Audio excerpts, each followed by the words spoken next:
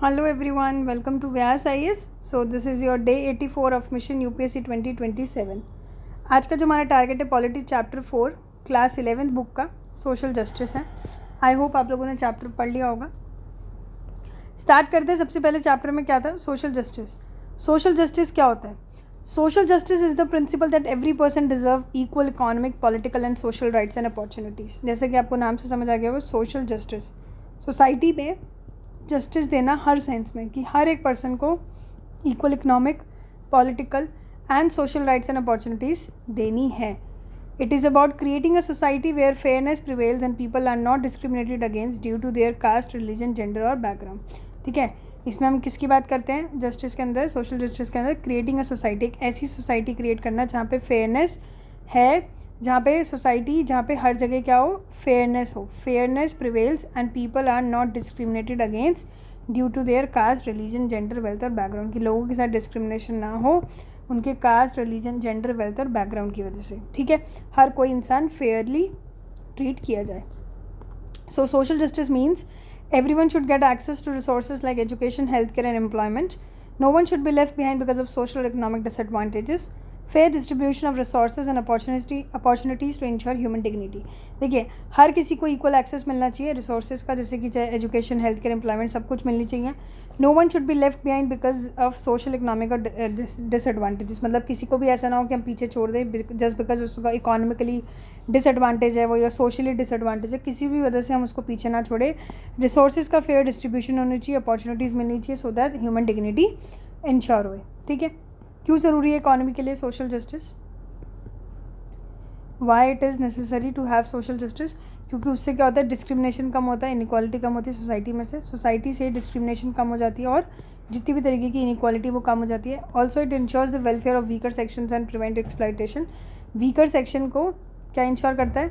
Welfare ensure करता है और एक्सप्लॉयटेशन भी कम करता है. पीस, हार्मनी और स्टेबिलिटी आती है और कहीं ना कहीं फाउंडेशन है ट्रू डेमोक्रेसी का, अगर हम ऐसे बोलते हैं सोशल जस्टिस अचीव करते हैं तो. ठीक है, for example if children from poor family get free quality education then they can compete equally with other. This is not social justice is. मैंने बहुत ही सिंपल टर्म्स में नोट्स बनाए हैं, आप एक बार रीड करेंगे तो आपको ईजी टू अंडरस्टैंडेबल है. ठीक है, नेक्स्ट है basic concept related to justice. Justice से रिलेटेड कुछ बेसिक कॉन्सेप्ट्स. पहला आपको पता है इक्वालिटी, जिसमें हर एक इंडिविजुअल को इक्वल ट्रीट करना चाहिए, जो ये कहता है. फ्रीडम मतलब हर किसी के पास फ्रीडम होनी चाहिए टू परस्यू देयर गोल्स. जिसको भी जो चाहिए, जो गोल अचीव करना चाहता है, हर तरीके से फ्रीडम मिलनी चाहिए. राइट्स का मतलब क्या है? Citizen should enjoy basic right like freedom of speech and education. की राइट्स का मतलब क्या है? सिटीजन को बेसिक क्या करनी चाहिए? बेसिक राइट्स इन्जॉय करनी चाहिए, जैसे फ्रीडम ऑफ स्पीच और एजुकेशन वगैरह. और फेयरनेस का मतलब यह है कि रूल्स हर किसी के साथ बराबर तरीके से, फेयर तरीके से अप्लाई होनी चाहिए. एंड पॉलिसीज़ ऐसी भी होनी चाहिए जो disadvantage section of the society जो लोग हैं उनको भी हेल्प करे. ठीक है, then comes types of justice. अब टाइप्स ऑफ जस्टिस देखते हैं एग्जांपल्स के साथ. पहला है डिस्ट्रीब्यूटिव जस्टिस, दूसरा है रेट्रीब्यूटिव जस्टिस और तीसरा है प्रोसीजरल जस्टिस. डिस्ट्रीब्यूटिव जस्टिस का मतलब क्या है? Fair distribution of goods and services. Distribute, नाम से समझ आ रहा है डिस्ट्रीब्यूट करना, तो इस तरीके से गुड्स एंड सर्विसेज डिस्ट्रीब्यूट होने चाहिए जो फेयर हो. For example free grain distribution होना चाहिए थ्रू पीडीएस सिस्टम. आपने सुना भी होगा, पब्लिक डिस्ट्रीब्यूशन सिस्टम के थ्रू हम फ्री फ्रूट ग्रेन डिस्ट्रीब्यूट कर सकते हैं, तो फेयरली डिस्ट्रीब्यूट हुए. दूसरा है रेट्रीब्यूटिव. डिस्ट्रीब्यूटिव की बात है रेट्रीब्यूटिव, जिसका मतलब यह है कि fair punishment for wrong actions. कि अगर कोई रॉन्ग एक्शंस कर रहा है, कोई गलत एक्शंस कर रहा है, तो रेट्रीब्यूटिव जस्टिस होनी चाहिए कि हर किसी को फेयर पनिशमेंट मिले, लॉ पनिश करे जो भी करप्शन कर रहे हैं या वायलेंस कर रहे हैं. प्रोसीजरल जस्टिस क्या होता है? प्रोसीजर्स जो बनाए जा रहे हैं, फेयर प्रोसीजर्स होने चाहिए डिसीजन मेकिंग में. जो भी डिसीजन लिया जाए, प्रोसीजर सबके लिए फेयर होना चाहिए, फेयर ट्रायल होना चाहिए कोर्ट में, ट्रांसपेरेंट सिलेक्शन होनी चाहिए गवर्नमेंट जॉब्स के लिए. ऐसा ना हो कि कुछ किसी ना किसी तरीके से हम कह रहे हैं प्रोसीजर्स में ही गड़बड़ हो. ठीक है, John Rawls theory of justice हमने वेल ऑफ इग्नोरेंस पढ़ा था प्रोलीप में. रॉल्स ने क्या कहा था? Society is just when its rules are chosen without knowing what position we will have in society. I hope आपको ये व्हील ऑफ इग्नोरेंस याद होगा. दो बेसिक प्रिंसिपल्स इसके अंदर जो हमारे आते हैं वो हैं equal basic liberty for all, freedom of expression, religion etcetera, कि हर किसी के लिए बेसिक लिबर्टी है. और दूसरा inequalities are okay only if they benefit the poorest section. Inequality तब बराबर हम कहेंगे ओके है जब वो सिर्फ पुअरेस्ट सेक्शन को हेल्प कर रहा हो, मतलब difference principle. So reservation policies are justified because they help weaker section get equal opportunity. Balancing freedom and justice. Some say too much focus on equality limits freedom. कुछ लोग कहते हैं कि बहुत ज़्यादा इक्वालिटी पे फोकस करेंगे तो कहीं ना कहीं फ्रीडम छिन जाएगी. ठीक है, बहुत ज़्यादा इक्वालिटी पे अगर हमने फोकस किया, भाई इक्वालिटी पे देख रहे हैं, हर चीज़ बराबर करने की कोशिश में, तो कहीं ना कहीं फ्रीडम कमी हो जाएगी। कुछ लोग ऐसे कहते हैं कि जस्टिस अगर है, जस्टिस के लिए justice needs state help to reduce inequality, की जस्टिस अगर चाहिए तो कहीं ना कहीं इनइक्वालिटी कम करनी है, कि जस्टिस अगर चाहिए तो क्या है, इनइक्वालिटी कम करनी पड़ेगी। देश में अगर इनइक्वालिटी कम हो जाएगी तो जस्टिस आ जाएगी। तो ये सोशलिस्ट व्यू है। ऊपर वाला जो कहता है कि इक्वालिटी पे अगर हम ज़्यादा फोकस करेंगे तो कहीं ना कहीं फ्रीडम कम हो जाएगी, तो वो लिबरल व्यू है।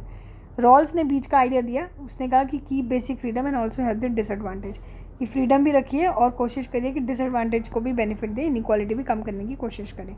कि जैसे taxes on the rich can fund free education for the poor, अगर हम रिच पे टैक्सेस लगाएंगे तो जो पैसा आएगा वो पुअर एजुकेशन पे लग सकता है। So this is not unfair but help society become just, बल्कि अनफेयर नहीं, सोसाइटी को एक बैलेंस करने में हेल्प करता है। ठीक है, जिसको हम प्रोग्रेसिव टैक्सेशन और रिग्रेसिव टैक्सेशन बोल देते हैं। In social justice in Indian constitution, देखो हमारे कॉन्स्टिट्यूशन सपोर्ट करता है सोशल जस्टिस प्रीएम्बल के थ्रू, जो प्रॉमिस करता है justice social, economic and political. ठीक है, आर्टिकल 14-18 के अंदर जो हमने पढ़ा भी है पहले भी, equality before law, prohibition of discrimination, abolition of untouchability. फिर हमने पढ़ा आर्टिकल 38 एंड 39 जो ये इंश्योर करता है स्टेट को इक्वल जस्टिस हो और कहीं ना कहीं इनकम इनइक्वालिटीज़ कम हुए। आर्टिकल 46 कहता है स्पेशल केयर किसके लिए, एजुकेशनल और इकोनॉमिक इंटरेस्ट के लिए, SC STs और वीकर सेक्शन के लिए। अब रियल एग्जांपल की मैं बात करूँ तो laws like RTE, right to education, MNREGAs and food security promote social justice. ठीक है, नेक्स्ट हमारे पास आता है एफर्मेटिव एक्शन। एफर्मेटिव एक्शन का मतलब क्या होता है, स्पेशल सपोर्ट देना कुछ भी हिस्टोरिकली डिसएडवांटेज ग्रुप, जिनके हिस्ट्री से ही हम कह सकते हैं वो डिसएडवांटेज ग्रुप से, उनको क्या करना, कुछ स्पेशल सपोर्ट देना। For example SC ST OBCs को जॉब्स और एजुकेशन में हमने कुछ रिजर्वेशन दी, फ्री कोचिंग और स्कॉलरशिप देना पुअर स्टूडेंट्स को, वुमेन का कोटा पंचायत में। ठीक है, क्यों चाहिए एफर्मेटिव एक्शन, क्योंकि everyone does not start from the same position, हर कोई एक जगह से स्टार्ट नहीं करता, किसी के पास पहले से कुछ है, किसी को बिल्कुल बिगिनर से है। To bring real equality we must support those left behind. ठीक है, अगर हम चाहते हैं कि रियल में इक्वालिटी आए, बैलेंस आए, तो हमें उनके साथ हेल्प करनी चाहिए पहले, जिनके पास बिल्कुल भी कुछ नहीं है। ठीक है, क्रिटिसिज्म यही है, कोई कुछ कहता है कि इससे रिवर्स डिस्क्रिमिनेशन हो जाएगा, but it is justified to build a fair and inclusive society. Thinkers John Rawls क्या कहते हैं, जस्टिस एक फेयरनेस है, व्हील ऑफ इग्नोरेंस की बात करते हैं। कार्ल मार्क्स कहते हैं सोशल जस्टिस को लिए क्या चाहिए, इनइक्वालिटी कम करनी पड़ेगी, social justice requires removing inequality cause by capitalism की वजह से जो हो रहा है। अमर्त्य सेन कहती है justice must improve people's real ability, कि अगर जस्टिस आएगी तो लोगों की जो एबिलिटी है वो इम्प्रूव होएगी। ठीक है, जो कैपेबिलिटी अप्रोच है। महात्मा गांधी जी कहते हैं rich should act as trustees for social welfare, कि रिच को एक ट्रस्टी की तरह काम करना चाहिए सोसाइटी की वेलफेयर के लिए। ठीक है, ग्लोबल और इंडियन प्रैक्टिस की अगर हम बात करें, यूनाइटेड नेशन के SDG गोल जो फोकस करते हैं एंडिंग पॉवर्टी, आपको पता ही है पहला है, inequality and ensuring inclusive growth. Indian policies जैसे MG NREGA, Ayushman Bharat, Ujjwal Yojana, Beti Bachao Beti Padhao, all aim at fairness and justice. ठीक है, सो आई होप आपको ये चैप्टर क्लियर हो गया होगा। मिलते हैं नेक्स्ट वीडियो के साथ, तब तक आप कोशिश करिए कि आप लोग अपनी अपनी NCERTs कंप्लीट करें टाइम पे। ठीक है, बिकॉज ये वीडियो जब भी आप देख रहे हो आपको ये कोशिश करनी है दिसंबर 2025 तक आपको NCERTs कंप्लीट करनी है, अगर आप 2027 के एस्पिरेंट हैं तो। कोई भी अगर डाउट हो, कभी भी कुछ पूछना हो, कोई स्ट्रैटेजी वगैरह के लिए या किसी भी चीज़ के लिए, तो आप इस नंबर पे मुझसे कांटेक्ट कर सकते हैं। ठीक है, सो मिलते हैं नेक्स्ट लेक्चर में। Thank you so much guys, all the very best, take care.